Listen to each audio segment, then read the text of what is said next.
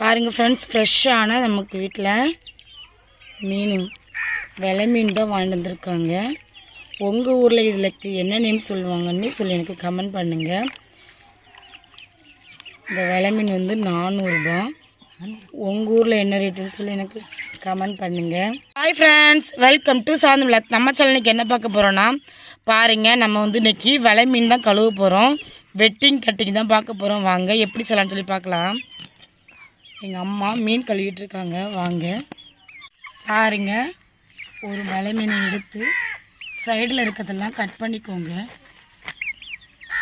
அதுக்கப்புறம் இது